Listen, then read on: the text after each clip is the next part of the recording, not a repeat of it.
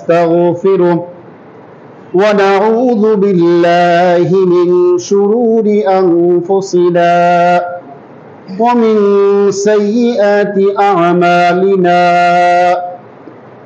من يهده الله فلا مضل له ومن يضلل فلا هادي له وأشهد أن لا إله إلا الله وحده لا شريك له وأشهد أن محمدا عبده ورسوله صلى الله عليه وعلى آله وأصحابه وسلم يا أيها الذين آمنوا اتقوا الله حق تقاته ولا تموتن إلا وأنتم مسلمون يا أيها الناس اتقوا ربكم الذي خلقكم من نفس واحدة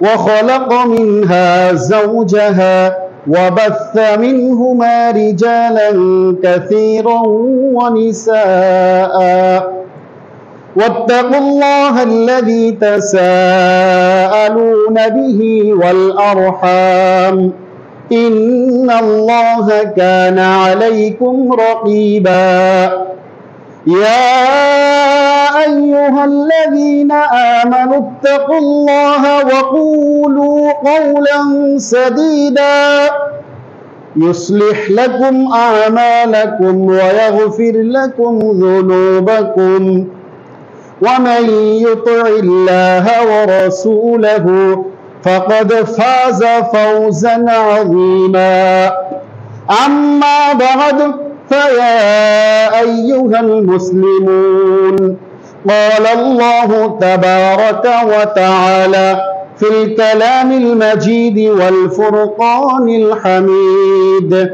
بعد أعوذ بالله من الشيطان الرجيم ادعوا ربكم تضرعا وخفية إنه لا يحب المعتدين وقال النبي الأمين صلى الله عليه وسلم لا يرد الدعاء بين الآذان والإقامة فادعوا أو كما قال عليه الصلاة والسلام যাবতীয় প্রশংসা সর্বপ্রকারের ইবাদত সকল গুণগান সে মহান রব্বুল আলামিনের জন্য যার অশেষ মেহেরবানিতে অশেষ কৃপায় প্রতি জুমার নেই আজকে জুমার সালাত আদায় করার জন্য যথাসময়ে আসার বসার তৌফিক যে মহান রব্বুল আলামিন যে মহান মনিব আমাদেরকে দান করলেন তারই বারগাহে জানাই কালিমাতুশ শুকর আলহামদুলিল্লাহ। শুকরিয়া সে মহান রব্বুল আলামিনের যিনি আমাদেরকে কিছুক্ষণ আগেও আমাদের প্রতিকূল একটি আবহাওয়া ছিল যেই পরিবেশকে অত্যন্ত সুন্দর করেছেন এবং আমাদেরকে সুন্দর একটা মন নিয়ে পবিত্র কোরআন এবং সুন্নাহ ভিত্তিক জুমার আলোচনা শোনার জন্য পৃথিবীর সর্বোত্তম স্থান মসজিদে আসার তৌফিক দান করলেন। সেজন্য সে মহান রব্বুল আলামিনের দরবারে আরো একবার শুকরিয়া আলহামদুলিল্লাহ। সেই সাথে অসংখ্য অগণিত অজস্র দুরূদ ও সালাম বর্ষিত হোক সেই মানবতার মুক্তির দিশারির উপর যার অক্লান্ত পরিশ্রমের বিনিময়ে আজকে আমরা পূর্ণাঙ্গ ইসলাম ধর্ম আমরা পেয়েছি। সেই মানবতার মুক্তির দূতের উপর অসংখ্য শান্তির ধারা অবতীর্ণ হোক। আমরা সংক্ষিপ্ত দরুদ পাঠ করছি আল্লাহুম্মা সাল্লি আলাইহি আল্লাহুম্মা বারিক আলাইহি। শান্তি বর্ষিত হোক সে সকল মুসলিম নরনারীর উপর যারা সেই আদম আলাইহিস সালাম থেকে শুরু করে আজ পর্যন্ত যারা আল্লাহর জমিনে এসেছেন এবং আল্লাহর জমিনে আল্লাহর মনোনীত দ্বীন ইসলামকে টিকিয়ে রাখতে যারা নিজেদের জান মালকে উৎসর্গ করেছেন, যারা এখনো উৎসর্গ করে যাচ্ছেন, আল্লাহ রাব্বুল আলামিন সকলের সকল প্রকার ত্যাগ তিতিক্ষাকে কবুল করুন। আমরা সকলে বলি আল্লাহুম্মা আমিন। সম্মানিত হাজরিন, আপনাদের সম্মুখে পবিত্র কোরআনুল কারীমের একটি আয়াতের অংশ তেলাওয়াত করেছি এবং বিশ্বনবী মুহাম্মদুর রাসূলুল্লাহ সাল্লাল্লাহু আলাইহি ওয়াসাল্লামের রেখে যাওয়া অসংখ্য হাদিস থেকে একটি হাদিস পাঠ করেছি। আলোচ্য আয়াত এবং হাদিসের মূল বক্তব্যকে সামনে রেখে আজকে সংক্ষিপ্ত আলোচ্য বিষয় দোয়া মুনাজাত ইসলামের ইবাদতের প্রাণ। দোয়া ও মুনাজাত ইবাদতের প্রাণ, এই শিরোনামকে সামনে রেখে সংক্ষিপ্ত আলোচনা পেশ করার চেষ্টা করব ইনশাআল্লাহ। ওয়া মা তাওফীকি ইল্লা বিল্লাহ। সম্মানিত হাজরিন, দোয়া করা বলতে আমরা মনে করি, যখনই আমরা দোয়া শব্দটা আমাদের চোখের সামনে আসে বা দোয়া শব্দটা শুনি, তখন আমরা দোয়া বলতেই মনে করি হাত তুলে মুনাজাত, এটাই দোয়া, এটা আমাদের চোখে ভাসে। আমাদের সমাজের ট্রেডিশন, দোয়ার আয়োজন করা হয়, মুনাজাতের আয়োজন, এগুলো মানেই হাত তুলে দোয়া করতে হবে, বিষয়টা এরকম। আসলে দোয়া আল্লাহর নবী সাল্লাল্লাহু আলাইহি ওয়াসাল্লাম বলেছেন এটা হচ্ছে স্বতন্ত্র একটা ইবাদত। আল্লাহ নবী সাল্লাল্লাহু আলাইহি ওয়াসাল্লাম বলেছেন আদ-দুআউ হুয়াল ইবাদাহ, দোয়াই হচ্ছে ইবাদত। ইবাদত কি? দোয়া। দোয়া কি? ইবাদত। বুঝতে পারলেন? আমরা আগে মনে করতাম নামাজ, রোজা, হজ, যাকাত, সালাত, সাওম, মানে এগুলোর পাশাপাশি আরেকটা ইবাদত হলো দোয়া, কি তাই তো মনে করতাম? নামাজ, রোজা, হজ, যাকাতের পাশাপাশি দোয়া করাটা একটা ইবাদত, কিন্তু আল্লাহর নবী সাল্লাল্লাহু আলাইহি ওয়াসাল্লাম সেটা বলেননি। তিনি বলছেন আদ-দুআউ হুয়াল ইবাদাহ, দোয়াই হলো ইবাদত। সুবহানাল্লাহ। তার মানে দোয়াটাকে ছোট্ট করে দেখার কোনো সুযোগ নেই, কারণ দোয়াই হচ্ছে ইবাদত। সম্মানিত হাজরিন, আল্লাহ সুবহানাহু ওয়া তাআলা তিনি কোরআনুল কারীমের মধ্যে এই কথাই বলেছেন যে দোয়াটা যে কত গুরুত্বপূর্ণ ইবাদত। উদউ রাব্বাকুম তাদাররুআ ওয়া খুফিয়া, তোমরা তোমাদের রবকে ডাকো, তোমাদের প্রতিপালককে তোমরা ডাকো, তাদাররুআ ওয়া খুফিয়া, বিনয়ের সাথে, নম্রতার সাথে। তোমাদের রব আল্লাহকে তোমরা ডাকো বিনয়ের সাথে, নম্রতার সাথে। কিন্তু বাস্তব চিত্র কি দেখা যায়? আমরা দোয়া বলতে বুঝি উচ্চ স্বরে মাবুদ, ইয়া রব, ইয়া আল্লাহ তুমি এটা করো, এটাকে আমরা মুনাজাত বলি, দোয়া বলি। অথচ মুনাজাত শব্দের শাব্দিক অর্থ যদি মানুষ বুঝতো, তারা কখনোই এই মুনাজাত নাম দিয়ে উচ্চ স্বরে তারা দোয়া করতো না। কারণ মুনাজাত শব্দের অর্থ হলো চুপে চুপে কথা বলা। বলুন, মুনাজাত অর্থ কি? চুপে চুপে কথা বলা। কার সাথে? আল্লাহ সুবহানাহু ওয়া তাআলার সাথে। মুনাজাত মানে চুপে চুপে কথা বলা। আর আমাদের সমাজের চিত্র, মুনাজাত মানে জোরে জোরে আল্লাহকে ডাকা, জোরে জোরে আমাদের যার যা প্রয়োজন ওগুলো জোরে জোরে বলা। অথচ এই দোয়া একটা বিশেষ গুরুত্বপূর্ণ একটা ইবাদত। আল্লাহর নবী সাল্লাল্লাহু আলাইহি ওয়াসাল্লাম তিনি বলছেন মান লাম ইয়াদউল্লাহ গাদিবাল্লাহু আলাইহি, যদি মানুষ আল্লাহর কাছে দোয়া না করে, আল্লাহর কাছে না চায়, তাহলে আল্লাহ সুবহানাহু ওয়া তাআলা ওই ব্যক্তির উপর রাগান্বিত হন। সুবহানাল্লাহি বিহামদিহি।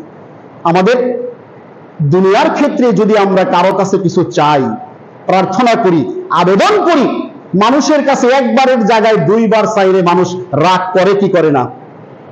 একবারের জায়গায় দুইবার, আমি তো বুঝছি তোমার এটা প্রয়োজন, বারবার কেন বলছো? আমি তো শুনছি, আবার কেন বলছো? কি তাই না? অথচ আল্লাহ সুবহানাহু ওয়া তাআলার থিওরিটা মানুষের উল্টো। মান লাম ইয়াদউল্লাহ গাদিবাল্লাহু আলাইহি, যে ব্যক্তি আল্লাহর কাছে চায় না, ওই ব্যক্তির উপর আল্লাহ রাব্বুল আলামিন রাগান্বিত হন। সুবহানাল্লাহ। আমাদের রব কত দয়াবান, আমাদের তো চাওয়ারই দরকার, আর রব বলছেন চাইলে আমি খুশি হই, না চাইলে আমি রাগান্বিত হই। সুবহানাল্লাহি বিহামদিহি। আপনি দোয়াটাকে একটু ব্যতিক্রম ভাবে চিন্তা করুন। মানে চাওয়াটা, প্রার্থনাটা শুধু একটা প্রার্থনা, নামাজ পড়লেন বা যে কোনো ফাঁকে একটু দোয়া করলেন, এটা ছোট্ট করে দেখার কোনো সুযোগ নেই। এটা অত্যন্ত শক্তিশালী একটা ইবাদত। আল্লাহ সুবহানাহু ওয়া তাআলা বড় একটা অস্ত্র, মুমিনদের জন্য সবচেয়ে বড় অস্ত্র হলো দোয়া। আল্লাহ নবী সাল্লাল্লাহু আলাইহি ওয়াসাল্লাম বলছেন মানুষের ভাগ্যে, তকদিরে যে লিপিবদ্ধ আছে যে বিষয়টা, এই বিষয়টাকে শুধুমাত্র উল্টাতে পারে, শুধুমাত্র পরিবর্তন করতে পারে একটা বিষয়, সেটা হলো দোয়া। আল্লাহ নবী সাল্লাল্লাহু আলাইহি ওয়াসাল্লাম বলছেন আর দোয়াউ সিলাহুল মুমিন, দোয়া হচ্ছে মুমিনের অস্ত্র, ওয়া ইমাদুদ্দিন, দ্বীনের খুঁটি। ওয়া নূরুস সামাওয়াতি ওয়াল আরদ, আসমান এবং জমিনের নূর। সুবহানাল্লাহি ওয়া বিহামদিহি। আসমান এবং জমিনের নূর হচ্ছে দোয়া। তাহলে দোয়াটা আলাদা, এক্সেপশনাল, ছোট্ট একটা ইবাদত, এভাবে বুঝার কোনো সুযোগ নেই। নিঃসন্দেহে দোয়া গুরুত্বপূর্ণ বড় একটা ইবাদত। এই দোয়ার মাধ্যমে আপনি সফল হতে পারেন, দোয়ার মাধ্যমে আল্লাহর নৈকট্য আপনি হাসিল করতে পারেন। আল্লাহ রাসূল সাল্লাল্লাহু আলাইহি সাল্লাম তিনি বলছেন যে দোয়া এটা এমন একটা অস্ত্র, এটা এমন একটা জিনিস যেটা মানুষের ভাগ্যে লেখা আছে একটা বিষয়, ওইটাকে পাল্টায় দেয়। এমন অন্য কোনো ইবাদত নেই, দান, খয়রাত, সাদাকা, সালাত, সাওম, এগুলোর মাধ্যমে ভাগ্য পরিবর্তন হয় না, শুধুমাত্র দোয়া ছাড়া। তাহলে যেই দোয়ার মাধ্যমে আপনার ভাগ্যে লেখা আছে একটা জিনিস, ওটা পাল্টে যাবে, তাহলে ওটাকে অবশ্যই গুরুত্ব দিয়ে দেখতে হবে। আল্লাহ নবী সাল্লাল্লাহু আলাইহি ওয়াসাল্লাম বলছেন যে কোরআনুল কারীমের আয়াত আল্লাহ নবী তেলাওয়াত করছেন, আদ-দুআউ হুয়াল ইবাদা।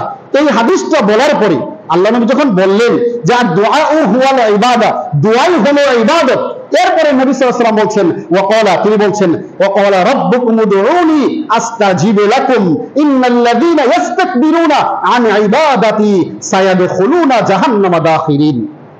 সূরা মুমিনুনের মধ্যে আল্লাহ পাক বলছেন যে আল্লাহ নবী দোয়ার সংজ্ঞাটা আগে বুঝালেন, দোয়াই হচ্ছে ইবাদত।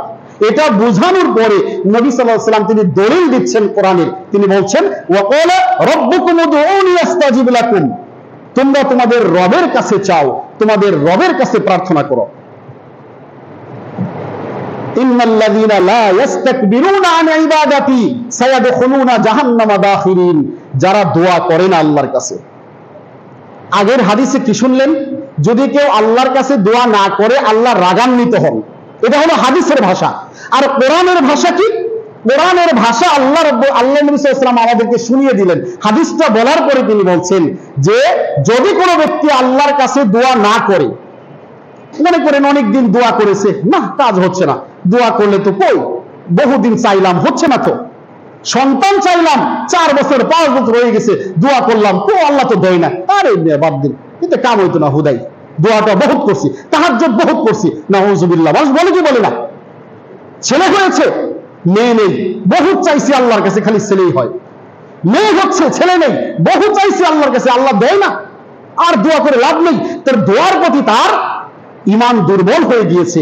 অথচ জেনে রাখুন, যদি কোনো ব্যক্তি দোয়া করতে করতে ক্লান্ত হয়ে যায়, যদি বলে যে আর দোয়া তো আর ভালো লাগে না, আর দোয়া করতে চাই না, আল্লাহ রাব্বুল আলামিন কঠোর বাণী উচ্চারণ করেছেন, ইন্নাল্লাযীনা লা ইস্তাকবিরুনা আন ইবাদাতি, যে ব্যক্তি আমার ইবাদত করবে না। ইবাদত কি? আর দোয়াও হুয়াল ইবাদত, দোয়াই হলো ইবাদত। তো যে ব্যক্তি আল্লাহর ইবাদত করবে না, আল্লাহর কাছে চাইবে না, আল্লাহর কাছে প্রার্থনা করবে না, সায়াদখুলুনা জাহান্নামা দাখিরিন, তারা জাহান্নামে তো যাবেই যাবে, শুধু জাহান্নামে যাবে না, তারা অপমানিত, লাঞ্ছিত হয়ে জাহান্নামে প্রবেশ করবে। নাউযুবিল্লাহি মিন যালিক। চিন্তা করা যায় দোয়া না করাটা কত বড় গুনাহের কাজ। আপনি জাহান্নামে যাবেন কিন্তু অপমানিত হয়ে, লাঞ্ছিত হয়ে। অপমান লাঞ্ছনা বোঝেন? একজন মানুষকে গুলি করে মেরে ফেলছে, এরপরে যখন শুনছে মারা গেছে, এরপরে আবার কোরাল দিয়ে কাউ কোপ দেয়, আবার চোখটা তুলে, কেন? ওর জিদ শাসন করে না মানুষ? মারা গেছে জানার পরে আবার যদি পিঠ না দেয়, কেন? একটু জিদ শাসন করি, মরছেই তো। তাহলে আপনি জাহান্নামে যাবেন এ কথাই আল্লাহ রাব্বুল আলামিন ক্ষান্ত হননি, বরং তিনি বলেছেন এরা অপমানিত, লাঞ্ছিত হয়ে জাহান্নামে প্রবেশ করবে। তাহলে আপনার সন্তান হয় না, 4 বছর হইল, আপনি অধৈর্য হয়ে গেলেন কেন? আপনার ঈমান এত দুর্বল কেন? আল্লাহর কাছে চাইতে আপনার এত অনীহা কেন? আল্লাহর নবী ইব্রাহিম আলাইহিস সালাম তিনি 1 বছর 2 বছর নয়, 5 বছর 10 বছর নয়, তিনি স্বয়ং আল্লাহর কাছে প্রায় 85 বছর পর্যন্ত সন্তান কামনা করেছেন। সন্তান পেয়েছেন নাকি পাননি? সন্তান পেয়েছিলেন, সকলেই জানেন। তাহলে 86 বছর বয়সের বৃদ্ধ নবী যদি সন্তান পেতে পারে, তাহলে আপনার বয়স মাত্র 42 বছর। আপনি ছেলে আছে মেয়ে নেই, মেয়ে আছে ছেলে নেই, বিয়ে করেছেন 5 বছর, সন্তান নেই, সেজন্য আপনি হতাশ কেন? কেন আপনার নেত্রকোনার মদনপুরের কাছে যেতে হয়? কেন আপনাকে লালখুটির দরবারে যেতে হয় সন্তান কামনার জন্য? আল্লাহর নবী ইব্রাহিম আলাইহিস সালাম তিনি 86 বছর ধৈর্য ধরলেন। আপনি একজন মুসলিম, আপনার আদর্শ তো ইব্রাহিম আলাইহিস সালাম। আপনার আদর্শকে ওই পাশের বাড়ির মহিলা যে জালুর মসজিদে গিয়া 5 জুমা নামাজ পড়ে সন্তান পাইছে, ওই মহিলা আপনার আদর্শ কি করে হয়? জানেন না আপনারা জালুর মসজিদের কাহিনী? জানেন না? জালুর মসজিদ বাইপাসে, ওখানে গেলে নাকি সন্তান হয়। জালুর মসজিদ নাকি সন্তানের ফ্যাক্টরি, বলুন নাউজুবিল্লাহ। যেই মেয়েদের বিয়ে হয় না ওটা নাকি স্বামীর ফ্যাক্টরি, ওখানে গেলে নাকি 5 জুমা মহিলা নামাজ পড়লে নাকি স্বামী মিলে যায়, বলুন নাউজুবিল্লাহ। আমার সচক্ষে দেখা একজন মহিলা, উনি 3 জুমা পড়ছে, পেটে বাচ্চা আসছে, 3টা মেয়ে, পেটে বাচ্চা আসছে। পরে কোন মহিলা বলছে জালুর মসজিদে 5 জুমা পড়লে মনের আশা পূরণ হয়, নাউজুবিল্লাহ মিন যালিক। উনি আল্লাহর কাছে চাননি, উনি মানুষের কাছে দ্বারস্থ হয়েছেন। 3 জুমা যখন আদায় করলেন তখন তার পেটের বাচ্চার বয়স হয়েছে 6 মাস। আলতা করে দেখলেন আবার মেয়ে পেটে, 3টার পরে 4 নাম্বার আবার মেয়ে। তখন তিনি আমার কাছে বলছেন, আমাদের কাছের একজন লোক, উনি বললেন, খুবই একজন অশিক্ষিত, বলছেন যে ওই পানি টানি তাবিজ টাবিজ সব একটা ভেঙে ফেলাই দিছি, এগুলো হুদাই। আস্তাগফিরুল্লাহ ওয়া আতুবু ইলাইহি। যখন আলতা ধরা পড়লো তখন বলছে হুদাই। তার মানে এর ইমানের অবস্থা কি চিন্তা করে দেখেন, ইমানের অবস্থা চিন্তা করেন। আরেকজন ব্যক্তি আমাদের চোখে দেখা, তার মেয়ে হয়েছে, 2টা ছেলে হয় না, নেত্রকোনার মদন করে গিয়ে মান্যত করেছে, যদি ছেলে সন্তান হয় সার গরু দিবে। আমি চোখে দেখেছি, ট্রাক ভর্তি করে ওর বড় একটা ট্রাক নিয়ে নেত্রকোনার মদন করে দিয়ে এসেছে। উনি নাকি এবার আহলুল হাদিসের ঘরের সন্তান, আমার চোখে দেখা। আপনার ইমান কোন পর্যায়ে আছে একটু যাচাই করুন। আপনি কেন এত দুর্বল? ইব্রাহিম আলাইহিস সালাম যদি 86 বছর অপেক্ষা করতে পারে, তাহলে আপনি আল্লাহর কাছে প্রার্থনা করতে দ্বিধা কিসের? আপনি কি ইব্রাহিম নবীর চাইতে বেশি ঈমানদার হয়ে গেছেন? তাহলে আপনাকে আল্লাহর কাছে প্রার্থনা করে যেতেই হবে আপনাকে। কারণ দোয়া হচ্ছে ইবাদত, কবুল হোক বা না হোক, দোয়া একটা এক্সেপশনাল ইবাদত। আপনি যে আল্লাহর কাছে চাচ্ছেন, প্রার্থনা করছেন, এটাই ইবাদত। কবুল হওয়া না হওয়া পরের বিষয়। আল্লাহর নবী সাল্লাল্লাহু আলাইহি সাল্লামের আরেকটা হাদিস জামে তিরমিজিতে বর্ণিত হয়েছে। আল্লাহ নবী সাল্লাল্লাহু আলাইহি সাল্লাম বলছেন, মা মিন মুসলিমিন ইয়াদউ বিদাওয়াতিন লাইসা ফিহা ইলা আখিরিল হাদিস, আও কামা ক্বালা আলাইহিস সালাতু ওয়াস সালাম। আল্লাহ নবী সাল্লাল্লাহু আলাইহি সাল্লাম বলছেন, যদি কোনো ব্যক্তি আল্লাহর কাছে প্রার্থনা করে, আল্লাহর কাছে দোয়া করে, আল্লাহ রাব্বুল আলামিন ওই ব্যক্তির দোয়াকে 3টা পদ্ধতিতে কবুল করেন। কয়টা পদ্ধতি?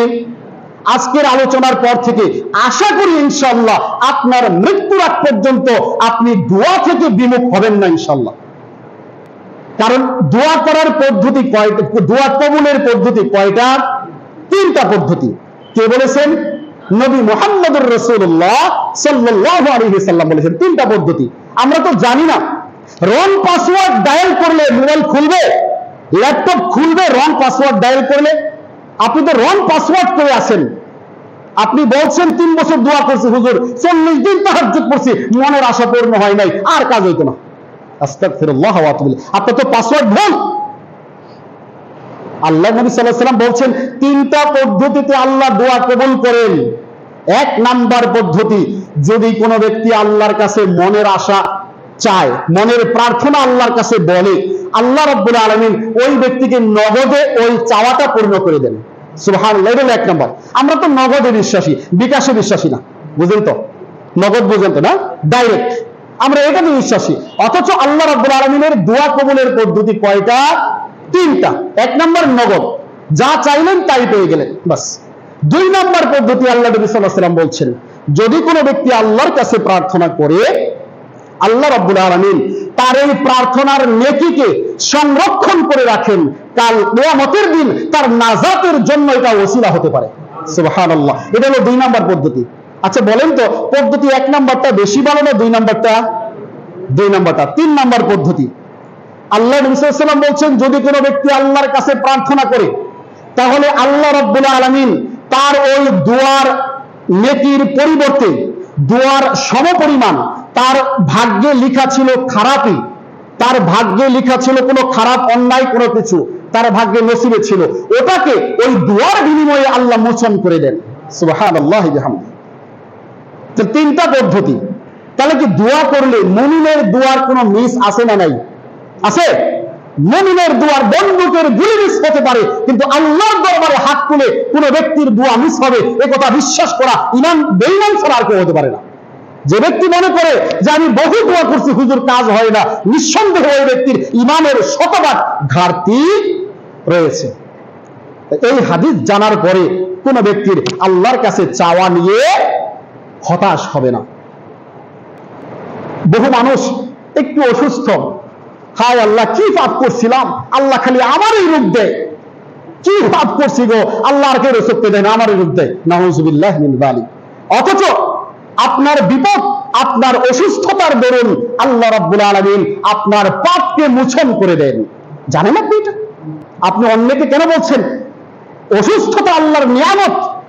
আপনি অসুস্থতার কারণে যেভাবে আল্লাহর কাছে প্রার্থনা করছেন, হয়তোবা সুস্থ থাকলে সেভাবে প্রার্থনা করতেন না। আমাকে একজন লোক সরাসরি বলেছেন যে ওনার ওয়াইফ খুব অসুস্থ, বলছে কিছুদিন পর পর ওয়াইফ বিরাট অসুস্থ হয়, পরে আমাকে বলছে যে আসলে অসুস্থ হয়ে যখন না তখন আমার কাছে একটু ভালো লাগে। ওনার ওয়াইফ শুনে রাগ করবে, আমি অসুস্থ থাকলে তুমি খুশি হও নাকি? উনি আমাকে বলছে যে আমার ওয়াইফ যখন অসুস্থ থাকে তখন আমার মনটা খুব খারাপ থাকে, আমি নিয়মিত সালাত আদায় করি, আল্লাহর কাছে দোয়াটাও বেশি করি। চিন্তা করলেন, এটা বাস্তব। আপনি যখন অসুস্থ হবেন তখন আপনি আল্লাহর কাছে বেশি প্রার্থনা করবেন, আর আল্লাহর কাছে চাওয়াটা এটা বড় একটা নিয়ামত, বড় সুযোগ, আপনাকে বুঝতে হবে। আল্লাহ নবী সাল্লাল্লাহু আলাইহি ওয়াসাল্লাম বলছেন, ইন্নাল্লাহা হাইয়ুন কারীমুন ইস্তাহি ইযা রাফা'a আর-রাজুলু ইলাইহি ইয়াদাইহি আন ইয়ারুদ্দাহুমা সিফরান খাইবাতাইন। যদি কোনো ব্যক্তি আল্লাহর কাছে প্রার্থনা করে, ওই ব্যক্তি জেনে রাখুক আল্লাহ রাব্বুল আলামিন হচ্ছেন নিঃসন্দেহে লজ্জাশীল, তিনি মানুষকে খালি হাতে ফিরিয়ে দিতে লজ্জা পান। সুবহানাল্লাহি ওয়া বিহামদিহি। আমাদের রব কত লজ্জাশীল আর আমরা কত বেহায়া। আমাদের রব থেকে আমরা শিক্ষা নিব। আমাদের রব লজ্জাশীল, আমাদেরকেও লজ্জাশীল হতে হবে। রবের কাছে দোয়া করলে রব ফেরত দিতে লজ্জা পান, তাহলে আপনার চাইতে এত সমস্যা কিসের? আল্লাহ যদি দিতে লজ্জা পান, আপনাকে খালি হাতে ফিরে দেবেন না আল্লাহ, তাহলে আপনি কেন 2-4 বছর দোয়া করে আপনি এখন হতাশ হয়ে গেছেন?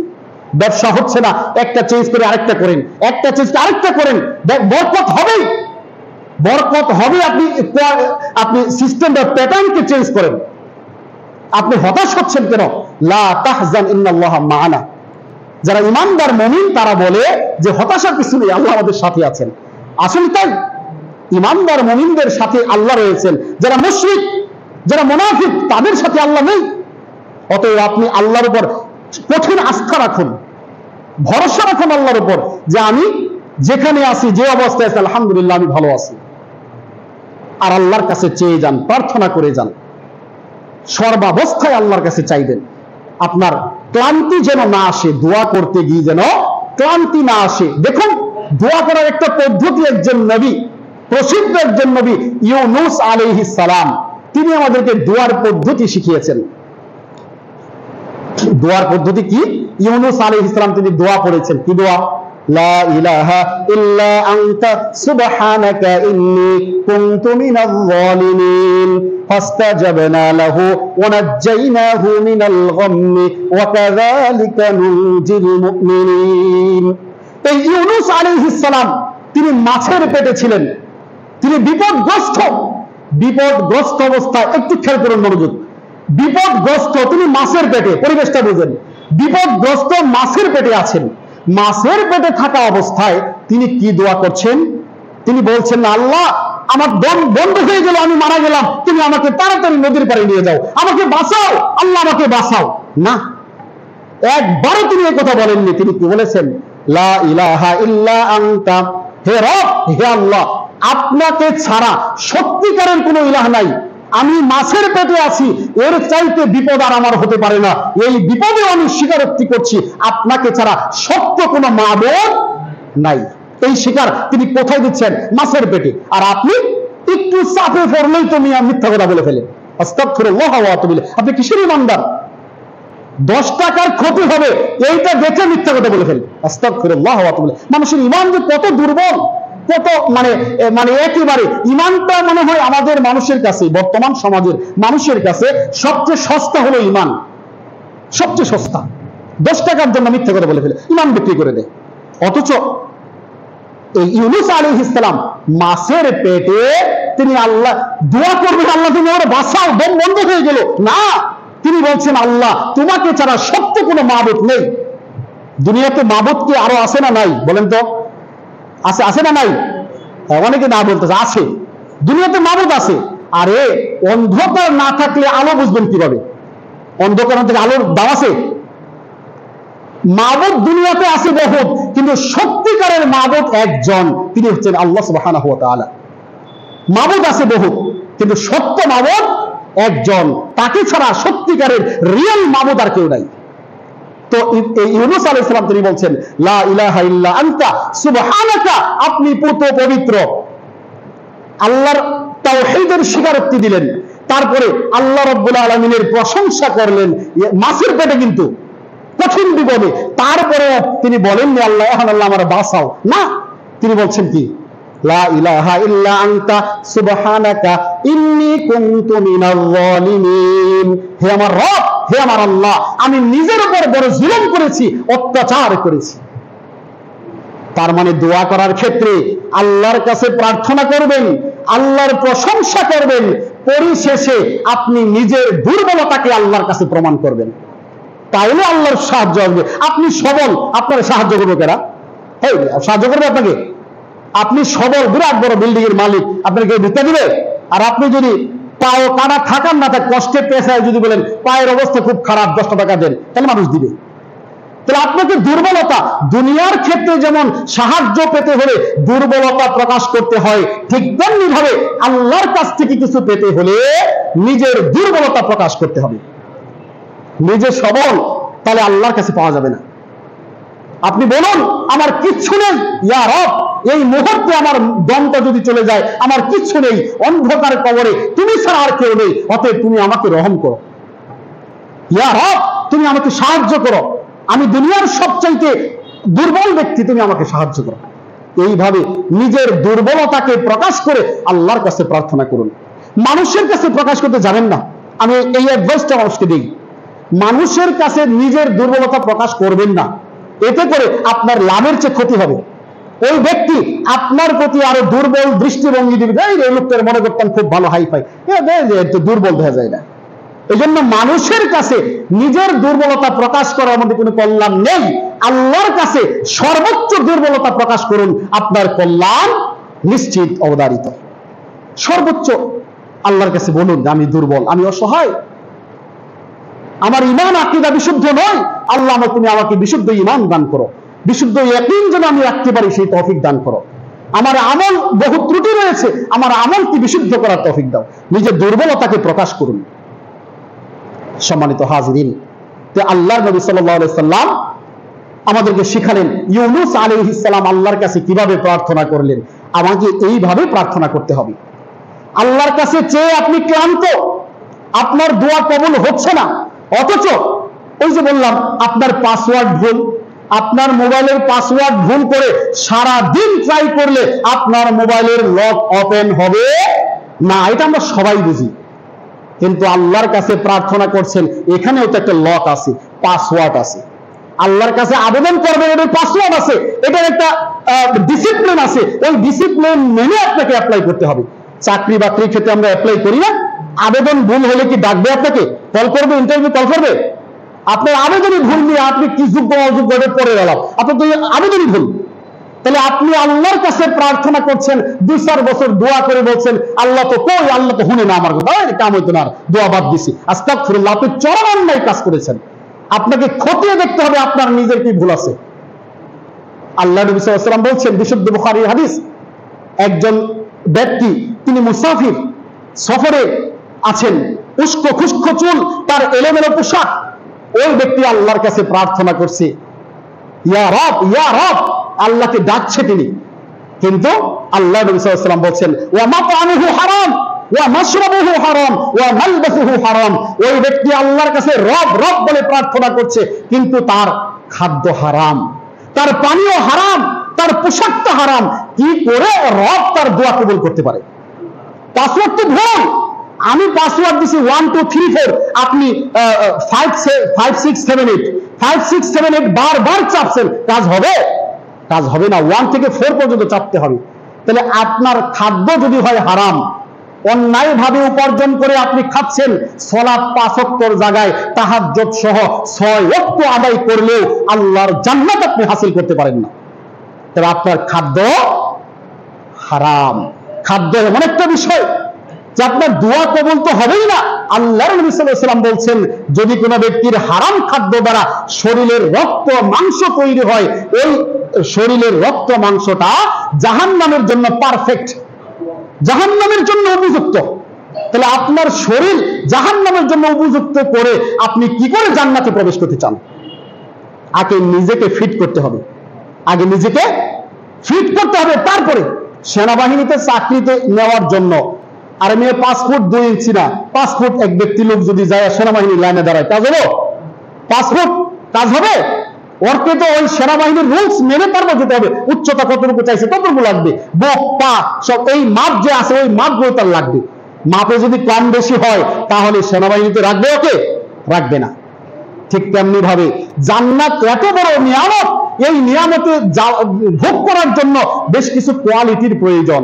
এই কোয়ালিটি গুলো যদি আপনার শরীরে না থাকে তাহলে আপনি কিভাবে ফিট হবেন? আপনি তো আনফিট। বের হয়ে যান। জান্নাত থেকে বের হলে কোথায়?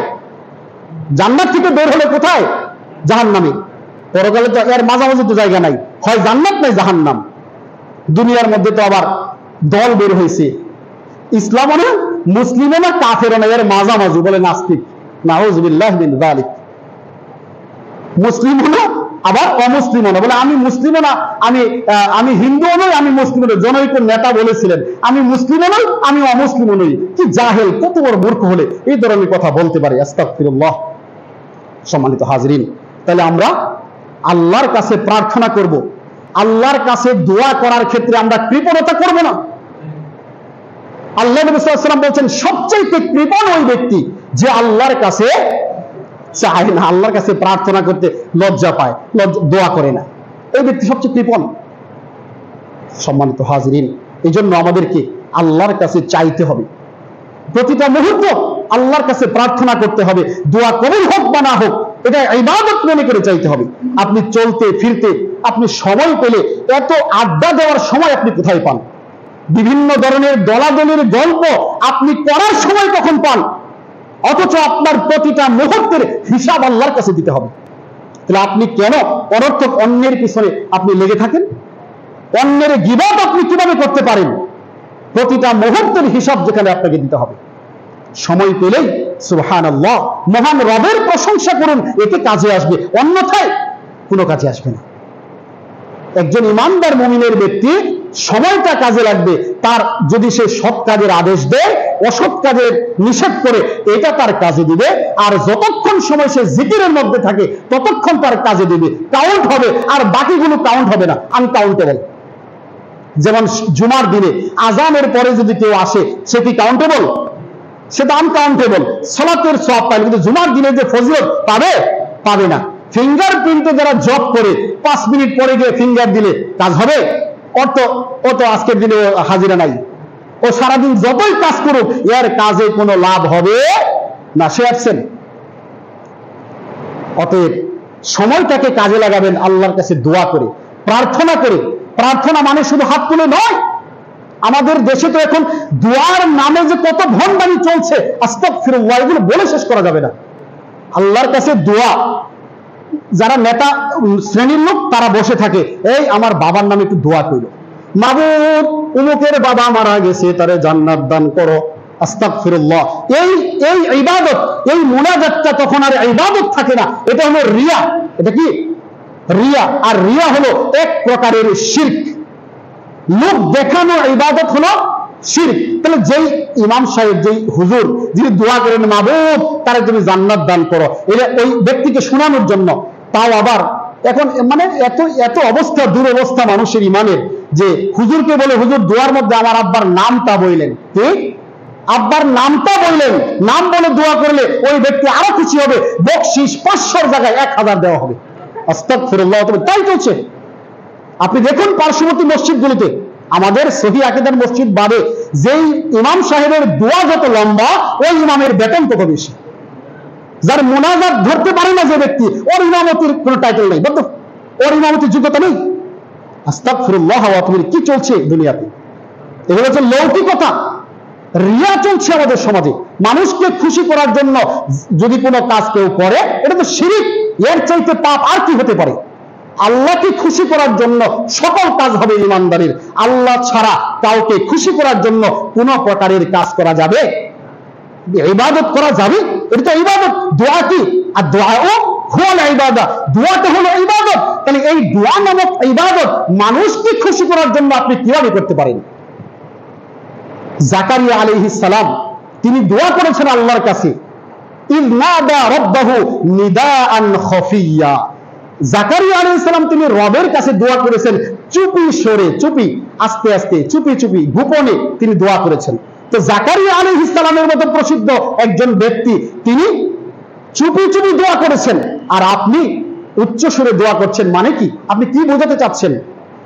একজন নবীর আইডলকে ডিঙিয়ে আপনি আল্লাহকে খুশি করতে পারবেন? সম্ভব? কোনোদিন না। এই জন্য দোয়া করার ক্ষেত্রে এটা অত্যন্ত ফজিলতপূর্ণ একটা ইবাদত। এটাকে গুরুত্ব আগে বুঝতে হবে, তারপরে দোয়া করার যে সুন্নতির তরিকা পদ্ধতি এগুলো মানতে হবে। আল্লাহ নবী সাল্লাল্লাহু আলাইহি সাল্লাম এবার তাদের বুঝতে পারলেন নিজের কোয়ালিটি গুলো অর্জন করে তারপরে চাইতে হবে।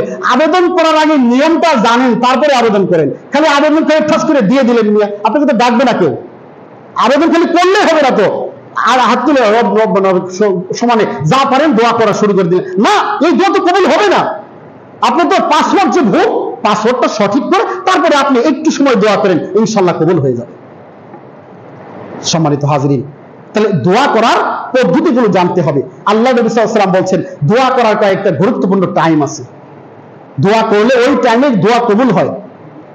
বস সকাল 10টা থেকে নিয়ে 12টা পর্যন্ত অফিসে থাকে, এই টাইমে গেলে দেখা করা যাবে, অন্য টাইমে বস বেশ ব্যস্ত থাকেন। এরকম বিষয় আমাদের সমাজে আছে না? নাই?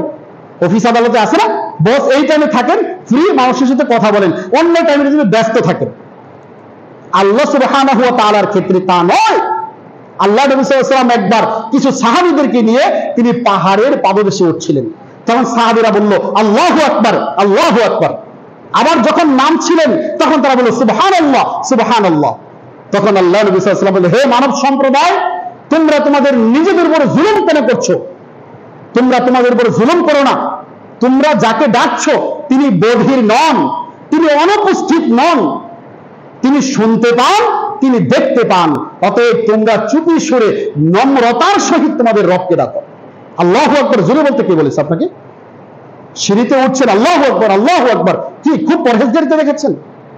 আল্লাহ নবীর সুন্নাহকে বাদ দিয়ে পরহেজগার কোথায় পেয়েছেন আপনি? আল্লাহ নবীর সুন্নাহ আপনি সুবহানাল্লাহ, সুবহানাল্লাহ পড়ুন, কিন্তু উচ্চ সুরে আল্লাহ নবী নিষেধ করেছেন। তাহলে দোয়া করার পদ্ধতি, দোয়া কবুলের আল্লাহ নবী সাল্লাল্লাহু আলাইহি ওয়াসাল্লাম বলছেন লা ইউরাদ্দু দুআউ বাইনাল আযান ওয়াল ইকামাতি ফাদউ। আযান এবং ইকামতের মধ্যবর্তী টাইমের দোয়া ফেরত দেওয়া হয় না। সুবহানাল্লাহ, কবুল না। আল্লাহ নবীর ভাষাটা দেখুন, মানে আযান এবং ইকামতের মধ্যবর্তী টাইমের দোয়া কবুল করা হয়, এটা তো স্বাভাবিক কথা। এই কথা তিনি বলেননি, বরং তিনি বলেছেন আযান এবং ইকামতের মধ্যবর্তী টাইমের দোয়া ফেরত দেওয়া হয় না। তার মানে মাস্ট কবুল হবে। কবুল যে হবে এতে কোনো সন্দেহ নাই, যেটা কবুল হবে ওটা নাও হতে পারে, কিন্তু আল্লাহ নবী বলেছেন ফেরত দেওয়া হয় না, তার মানে কবুল নিশ্চিত। অথচ আমরা আযান দেওয়ার পরে তাড়াহুড়ো আবিজাবি করি, এই জামাত কয়টায় রে, ও আচ্ছা ঠিক আছে, এখনো 5 মিনিট বাকি আছে, না, এই কথা এই কাজ করবেন না। আযান এবং ইকামতের মধ্যবর্তী টাইমকে গুরুত্ব দিন। এই টাইমে একটু আগে এসে ওযু করে 2 রাকাত সালাত আদায় করে আল্লাহর দরবারে মনের কামনা বাসনাগুলো আল্লাহর কাছে পেশ করুন, কাজে লাগবে। বিশ্বাস করে দেখুন, আপনি 2 রাকাত সালাত আদায় করলে যে নেকি পাবেন, ওই 2 রাকাত সালাতের টাইম যদি আল্লাহর কাছে চুপে চুপে প্রার্থনা করুন যে হে রব, হে আমার আল্লাহ, আপনার নিজের যা প্রয়োজন সেগুলো আল্লাহর কাছে পেশ করুন। আল্লাহর নবী সাল্লাল্লাহু আলাইহি ওয়াসাল্লাম বলছেন 2 রাকাত সালাত আদায় করলে যে নেকি, ওই আল্লাহর কাছে যতক্ষণ নিজের প্রয়োজন আপনি চাইবেন ততক্ষণ পর্যন্ত প্রার্থনা করলে একই পরিমাণ নেকি। সুবহানাল্লাহি ওয়া বিহামদিহি। এজন্য আমাদেরকে আল্লাহর কাছে প্রার্থনা করতে হবে। আল্লাহর কাছে প্রার্থনার দোয়া কবুলের একটা সময় হলো জুমার দিনে লাস্ট টাইম আসর থেকে মাগরিব, এই টাইমটাতে দোয়া কবুল হয়। এই টাইমে আপনি দোয়া কবুলের চেষ্টা করুন। আমাদের দেশে বাংলাদেশ টেলিভিশনে সিনেমা প্রদর্শন করা হয় শুক্রবারের দিন, ফজিলতের দিন, তো সিনেমা দেখলে সওয়াবটা বেশি হবে নাকি? জুমার দিনে টেলিভিশনে মুভি দেওয়া হয়, অথচ জুমার দিনে যেই টাইমে মুভি চলে ওই টাইমে মহান রবের দরজা খোলা। জুমার দিনে আসর থেকে মাগরিব এই টাইমে দোয়া কবুল করা হয়, আর এই টাইমে মানুষ টেলিভিশন মুভি নিয়ে ব্যস্ত। কেন? জুমার সালাত তো পড়েছে, আর কি লাগবে? সম্মানিত হাজরিন, তাই আমাদেরকে নিয়ম মেনে আল্লাহর কাছে প্রার্থনা করতে হবে। আল্লাহর কাছে প্রার্থনা করতেই হবে, দোয়া কবুল হোক বা না হোক। কিন্তু আপনি জেনে রাখবেন, তিনটা পদ্ধতি, বলেন মনে থাকবে না ইনশাআল্লাহ? তিনটা পদ্ধতি, দোয়া কবুল হবেই। প্রত্যক্ষ একটা আর পরোক্ষ দুইটা। তাহলে আমার দোয়া কবুল হয়েছে এই কথা নিশ্চিত। আর বেশি বেশি জিকির আজকার, সময় পেলেই সুবহানাল্লাহ, পূর্ণ বাক্যে জিকির সাবধান। জিকির আবার অর্ধ বাক্যে, আংশিক বাক্যে জিকির ইসলামী শরীয়তে বৈধ নয়। আল্লাহ আল্লাহ, হু হু, লা লা ইলা চলবে না। লা ইলাহা ইল্লাল্লাহ, সুবহানাল্লাহ, আলহামদুলিল্লাহ, আল্লাহু আকবার, এই সকল পূর্ণ বাক্যে জিকির করার চেষ্টা করুন। আল্লাহ সুবহানাহু ওয়া তাআলা আমাদের প্রত্যেককে বেশি বেশি দুয়ার গুরুত্ব বুঝে আল্লাহর কাছে প্রার্থনা করার তৌফিক দান করুন। আল্লাহ রাব্বুল আলামিন আমাদের প্রত্যেককে আমাদের জীবনের প্রয়োজনগুলো আমরা যেন আল্লাহর কাছে পেশ করতে পারি, সেই তৌফিক আল্লাহ দান করুন। আল্লাহুম্মা আমিন। বারাকাল্লাহু লানা ওয়া লাকুম ফিল কুরআনিল আযীম ওয়া নাফা'নি ওয়া ইয়্যাকুম বিমা ফীহি মিনাল আয়াতি ওয়াদ যিকরিল হাকীম। আকুলু কওলি হাযা ওয়া আস্তাগফিরুল্লাহ লি ওয়া লাকুম ওয়া লিসাইরিল মুসলিমিন মিন কুল্লি যামবিন ফাস্তাগফিরুহু ওয়া তুবু ইলাইহি ইন্নাহু হুয়াত তাওয়াবুর রহিম।